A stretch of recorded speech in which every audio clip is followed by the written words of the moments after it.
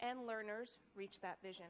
Марк Цукерберг и его супруга Присцилла Чан объявили в среду в Сан-Франциско о намерении пожертвовать более $3 миллиардов на предотвращение и лечение различных болезней. Основатель социальной сети Facebook хочет направить инвестиции на создание исследовательского центра под названием BioHub.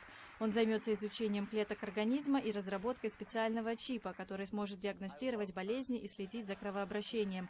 Новый центр, по словам Цукерберга, объединит медиков и инженеров из университетов Сан-Франциско и Калифорнии.